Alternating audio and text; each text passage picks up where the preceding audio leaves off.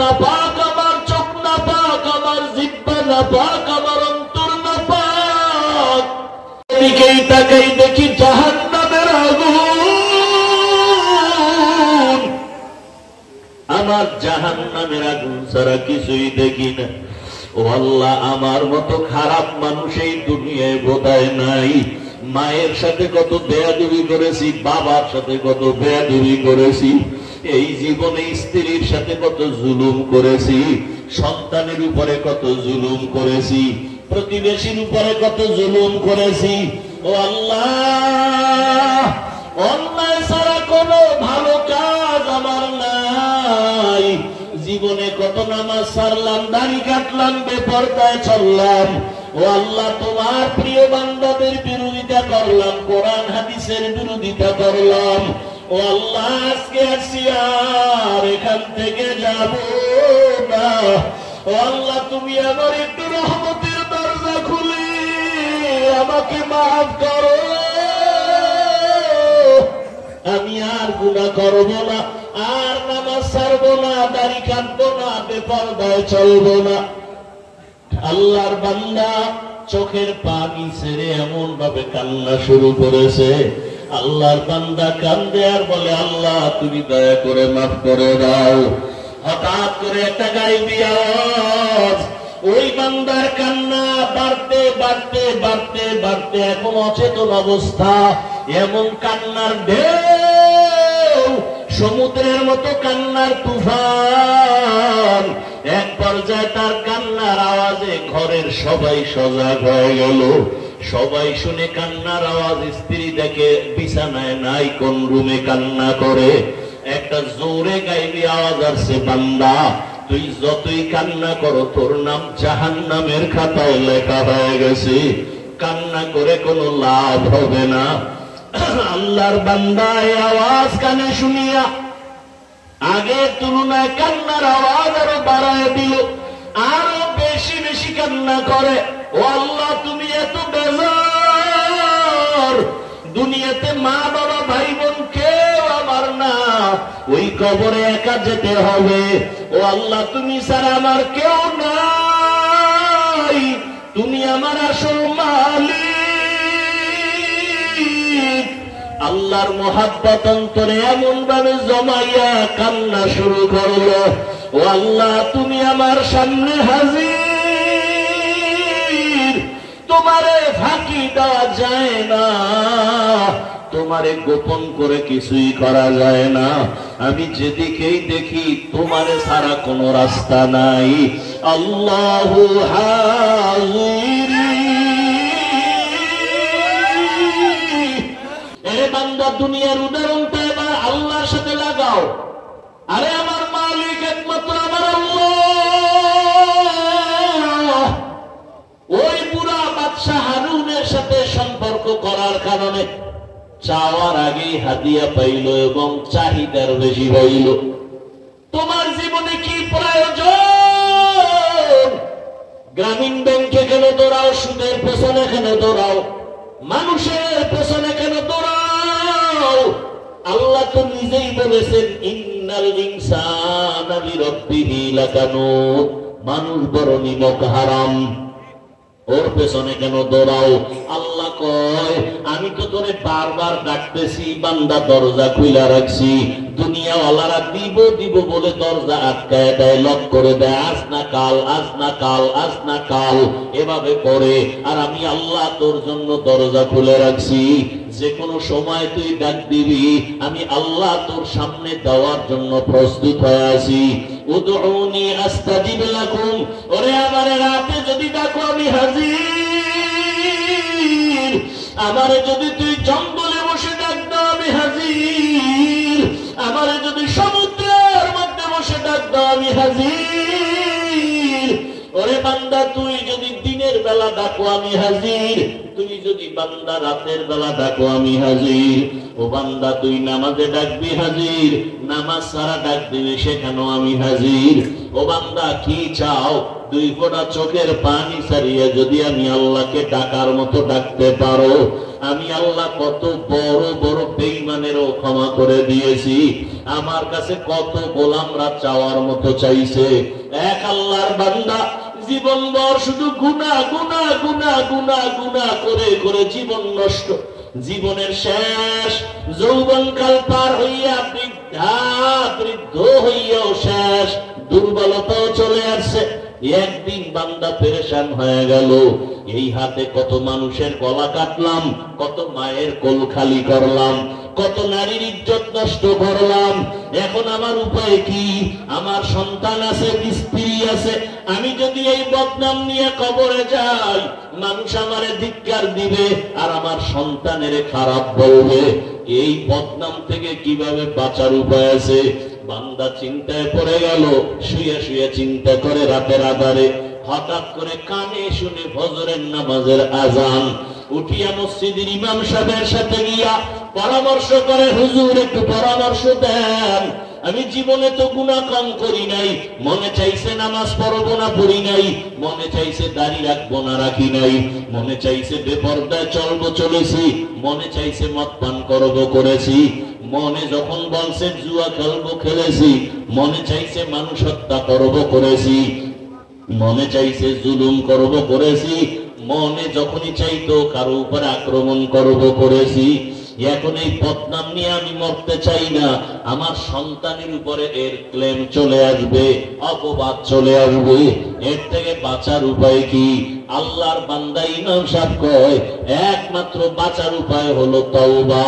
আল্লাহর কাছে খাঁটি অন্তরে কান্নাওয়ালা তওবা ছাড়া দরজা খুলবে না। আর কেমনে করব? বলে আপনি বাসায় যাইয়া রাতের বেলা না ঘুমাইয়া গভীর রাতে শেষ রাতে উঠিয়া ওযু বানায়া যায় নামাজে আল্লাহর কাছে কাঁদবেন আর আল্লাহর কাছে মাপ চাইবেন আর বলবেন আল্লাহুম্মা আরহামনি বিতারকিল মাআসি, ইয়া রাব্বি গফিরলি, ও আল্লাহ তুমি আমারে মাফ করে দাও। ইমাম সাহেবের পরামর্শ নিয়া ওই গুনাহগার জাহান্নামের আসামি বান্দা ওই বুড়া বয়সে ইমামের পরামর্শ নিয়ে রাতে ঘুমায় না। এক এক রুমে সন্তানেরা ঘুমায়, স্ত্রী ঘুমায়। ওই বান্দা গভীর রাতে একা একা উঠিয়া ওযু বানাইয়া অন্ধকার একটা রুমের মধ্যে গিয়া একা যায় নামাজ বিছাইয়া চোখের পানি ছেড়ে সেজদায় গিয়া কান্না শুরু করছে আর বলে, ও দয়ার মালিক, তোমার হারানো গোলাম তোমার দরজায় ফিরে আসছে। ও আল্লাহ, আমার মতো গুনাহগার কেউ নাই। ও আল্লাহ, জীবনে কত পাপের কাজ করেছি, গুনার কারণে আমার হাত না পাক, আমার চোখ না পাক, আমার জিহ্বা না পাক, আমার অন্তর না পাক। এদিকেই তাকাই দেখি জাহান্নামের আগুন, আমার জাহান্নামের আগুন ছাড়া কিছুই দেখি না। ও আল্লাহ, আমার মতো খারাপ মানুষ এই দুনিয়ায় বোধহয় নাই। মায়ের সাথে কত বেয়াদবি করেছি, বাবার সাথে কত বেয়াদবি করেছি, এই জীবনে স্ত্রীর সাথে কত জুলুম করেছি, সন্তানের উপরে কত জুলুম করেছি, প্রতিবেশীর উপরে কত জুলুম করেছি। ও আল্লাহ, অন্যায় ছাড়া কোনো ভালো কাজ আমার নাই। জীবনে কত নামাজ ছাড়লাম, দাড়ি কাটলাম, বেপরদায় চললাম। ও আল্লাহ, তোমার প্রিয় বান্দাদের বিরোধিতা করলাম, কোরআন হাদিসের বিরোধিতা করলাম। ও আল্লাহ, আজকে আসছি আর এখান থেকে যাব না। ও আল্লাহ, তুমি আমার একটু রহমতের দরজা খুলে আমাকে মাফ করো। আমি আর গুনাহ করব না, আর নামাজ ছাড়বো না, দাড়ি কাটবো না, বেপরদায় চলবো না। আল্লাহর বান্দা চোখের পানি ছেড়ে এমন ভাবে কান্না শুরু করেছে, আল্লাহর বান্দা কান্দে আর বলে, আল্লাহ তুমি দয়া করে মাফ করে দাও। হঠাৎ করে একটা গায়েবী আওয়াজ, ওই বান্দার কান্না বাড়তে বাড়তে বাড়তে বাড়তে এখন অচেতন অবস্থা। এমন কান্নার ঢেউ, সমুদ্রের মতো কান্নার তুফান। এক পর্যায়ে তার কান্নার আওয়াজে ঘরের সবাই সজাগ হয়ে গেল। সবাই শুনে কান্নার আওয়াজ, স্ত্রী দেখে বিছানায় নাই, কোন রুমে কান্না করে। একটা জোরে গাইবি আওয়াজ আসছে, বান্দা তুই যতই কান্না করো তোর নাম জাহান্নামের খাতায় লেখা হয়ে গেছে, কান্না করে কোনো লাভ হবে না। আল্লাহর বান্দা এই আওয়াজ কানে শুনিয়া আগের তুলনায় কান্নার আওয়াজ আরো বাড়ায় দিল, আরো বেশি বেশি কান্না করে। ও আল্লাহ তুমি এত বেজার, দুনিয়াতে মা বাবা ভাই বোন কেউ আমার না, ওই কবরে একা যেতে হবে। ও আল্লাহ তুমি ছাড়া আমার কেউ নাই, তুমি আমার আসল মালিক। আল্লাহর মোহাব্বত অন্তরে এমন ভাবে জমাইয়া কান্না শুরু করলো, ও আল্লাহ তুমি আমার সামনে হাজির, তোমারে ফাঁকি দেওয়া যায় না, তোমারে গোপন করে কিছুই করা যায় না। আমি যেদিকেই দেখি তোমারে ছাড়া কোনো রাস্তা নাই। আল্লাহু হাজির, আল্লাহু নাজিরি, আল্লাহু শাহিদি, আল্লাহু মাই। ওরে মাকে ফাঁকি দেওয়া যায়, বাবারে দেওয়া যায়, ছেলেরে দেওয়া যায়, স্ত্রীকে দেওয়া যায়, আমার মালিক আমার মাহবুদের ফাঁকি দেওয়া যায় না। ও বান্দা অন্ধকার রুমে যদি ডুব দাও সেখানে আমার মালিক, সমুদ্রের ভেতরেও যদি যাও সেখানে আমার মালিক, ওরে তুই যেখানে যাবি সেখানে আমার আল্লাহ। ভাই না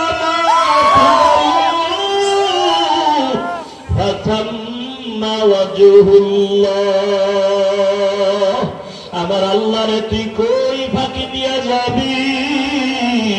ও আমার এলাকার মা বোনেরা, ও যুবক বাবারা, কত আর নামাজ ছাড়বা, কত বেপরদায় চলবা, কত আর গুনার কাছে যাইবা রে বাবা। আল্লাহর কোরআন মিথ্যা মনে করিও না, ওলামায়ে কেরামের কথা ফালাইয়া দিও না। একদিন আমার মাওলার দরবারে হাজির হতেই হবে। আল্লাহর বান্দা গায়েবী আওয়াজ পাইও কান্না বন্ধ করে না। স্ত্রী ডাক দিয়ে কয়, স্বামী তুমি শুনছো না তোমার নাম জাহান্নামের খাতায় লেখা, এখন আর তুমি কান্না করে কি লাভ হবে? আল্লাহর বান্দা ডাক দিয়ে কয়, বিবি বলো, ওই আল্লাহর দরজা ছাড়া আর কোন দরওয়াজা আছে নাকি বলো, অন্য কোন দরওয়াজায় গেলে আমি পবিত্রতা অর্জন করতে পারবো? স্ত্রী বলে, না না না।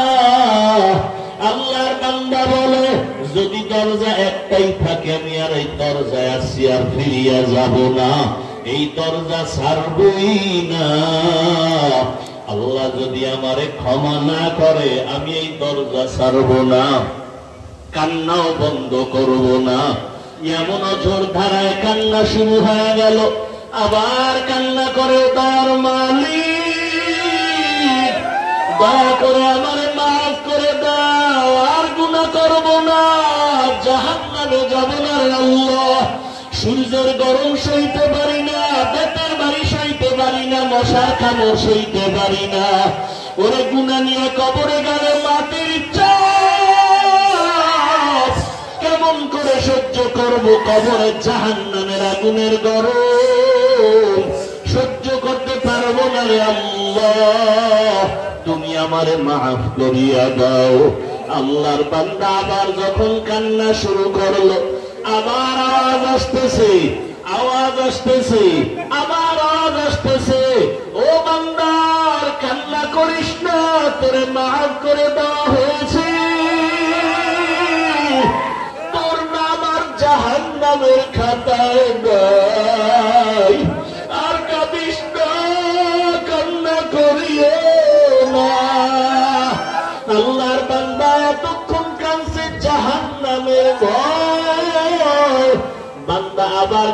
শুরু করেছে। বিবি বলে, এখন আবার কেন কাঁদো? জাহান্নামে তো নাম নাই। আল্লাহর বান্দা বলে, এতক্ষণ কান্না করেছি জাহান্নামের আযাবের ভয়, আর এখন আমি কাঁদি আমার মালিকের মহব্বত আর মায়া পাওয়ার জন্য। এতক্ষণ কান্না করে বুঝতে পেরেছি আমার মাওলার কাছে কান্না বড় মজা লাগে, আমার মাওলার কাছে চোখের পানির বড় মূল্য, এই জন্য কান্না করতেছি। আমি এই মহব্বত বাড়াবার জন্য ও আল্লাহর বান্দারা 2 ফোঁটা চোখের পানি মাওলার কাছে সারিয়া দোয়া করো, গুনার কথা স্মরণ করো। কোন দিন মরণের ডাক আসবে জানা নাই। আজকে তুমি এখানে বয়ান শুনো, কালকে না জানি হতে পারে তুমি কাল কবরের বাসিন্দা। ওরে আজকে তোমার বন্ধু বান্ধব টেলিফোন করে, আর কত তাড়াতাড়ি আসো। আগামীকালকে বন্ধু টেলিফোন করবে দূরের কথা, মরণের খবর পাইয়া নাম্বারটা মোবাইল থেকে মুছে ফেলবে। তোমার গায়ের জামা কাপড় গুলো কেটে কেটে অন্যেরা রেখে দিবে। 3টা সাদা কাফনের প্যাকেট বানাবে। তোমার মা কান্না করবে, আমার বাবা আর আমাকে মা বলে ডাকবে না। তোমার বাবার বাজারে গিয়ে বলবে, কাফনের কাপড় দাও। ওরে আবার ইমামের বলবে, ইমাম সাহেব জানাজা পড়াইয়া দাও। কেউ যাবে বাগানে কবর খননের জন্য, কেউ যাবে ঘরের পেছনে গরম পানি দিয়ে গোসল করাবার পানি রেডি করার জন্য। ওরে আজকে তুমি কত দাম, কত বাহাদুরি দেখাও। ওরে আজরাইল আসিয়ার হুটা নিয়ে গেল, আর নাই নাই, ওই গানে বন্ধু বানে বন্ধু কেউ নাই। চিরবিদায় গোসল করাইয়া কাফনের প্যাকেট বানাইয়া ওরে মসজিদের খাটিয়া ঘরের সামনে হাজির। ওই খাটের মধ্যে যখন উঠাইয়া জানাজার প্যান্ডেলে নিয়ে যাবে তোমাকে আমাকে, ঘরের থেকে মা জানালা দিয়ে বলবে, আমার বাবারে কই নাও, কোথায় নাও? আরে আমার বাবারে শেষবারে একটু দেখাইয়া দাও, চেহারাটা দেখি। আমার বাবার চেহারাটা শেষবারের মধ্যে দেখি হলো। ও আমার কলিজার যুবক, তোমার মতো যুবকেরা স্কুলে পড়ে, কলেজে পড়ে, চাকরি করে, দাড়িওয়ালা নামাজির অভাব নাই। তুমি কেন পারো না রে বাবা? ও মা বোনের, আপনার মতো কত মা বোন পর্দাওয়ালা নামাজির অভাব নাই। আপনারা কেন পর্দা করতে পারেন না, নামাজ পড়েন না? আল্লাহর কাছে 2 ফোঁটা চোখের পানি ছেড়ে দোয়া করেন আর তওবা করেন। আমার মাওলাকে কান্না করে বলতে থাকেন, আল্লাহ মাফ করিয়া দাও। ওরে যাদের চোখে পানি নাই, গুনার কারণে দিলটা পাথর, কান্নাওয়ালা ডানে ডানে থাকলে হাতটা বাড়াইয়া দোয়া চাও, দোয়া চাও। ও কান্নাওয়ালা বাবারা, আপনাদের কপাল কত ভালো, আপনাদের দিলটা নরম। আমাদের গুনার কারণে দিলটা পাথর, চোখে পানি নাই। আপনারা দোয়া করেন, আল্লাহ আমাদের যেন ফিরাইয়া না দেয়। জাহান্নামে যেতে চাই না, কবরের আযাব সহ্য করতে পারবো না। ও আল্লাহর বান্দারা, আল্লাহর কাছে তওবা করো। জীবন গেল আর মা বাবারে কষ্ট দিয়া কাঁদাইবা না। কতজন না জানি মায়েরে কষ্ট দিছো, বাবারে কাঁদাইছো। এ কারণেই মনে হয় মা বাবা তোমার উপরে বেজার, চোখে পানি আসে না। ও যুবক বাবারা, ওই মা বাবার দোয়া ছাড়া তোমার হায়াত আসে নাই। মা বাবার দোয়া চোখের পানিতেই চেয়ারে বসছি। মা বাবার চোখের পানি দোয়ার কারণে তুমি টাকার মালিক, সম্মানের মালিক। ওই মা বাবারে যারা কষ্ট দিয়ে কাঁদাইছো, তাড়াতাড়ি ক্ষমা চাও। বাবার কাছে ক্ষমা চাইও, মায়ের কাছে ক্ষমা চাইও। তাদের নেক নজর না থাকলে জীবন নষ্ট হয়ে যাবে। শিক্ষকের সাথে বেয়াদবি যদি করিয়া থাকো ছাত্র বাবারা, গোপনে গিয়া মাপ চাইও, বলিও, আমার স্যার ও শিক্ষক, বেয়াদবি করে ফেলেছি, মাফ করে দেন। আলেমের সাথে যদি বেয়াদবি করো, ক্ষমা চাইয়া নাও। অন্যায় যদি হয়ে থাকে, ক্ষমা চাইয়া নিও। আল্লাহর কাছে তওবা করিও। মরিয়া গেলে আর নামাজ ছাড়বা না, বেপরদায় চলবা না, দাড়ি কাটবা না। মা বাবার দোয়া নিয়ে, শিক্ষকের দোয়া নিয়ে, উলামায়ে কেরামের দোয়া নিয়ে নবীর আদর্শ মেনে চলবা। আল্লাহর কাছে তওবা করো, চোখের পানি ছাড়ো। আল্লাহর কাছে তওবা করলে বান্দার তওবা কবুল হয়ে যাবে। ও আল্লাহ, ময়দানের সবাইকে আপনি তওবাওয়ালা জিন্দেগি দান করেন, আমাদের সবাইকে গুনাহমুক্ত জীবন দান করেন, আমিন। আলহামদুলিল্লাহি রাব্বিল আলামিন।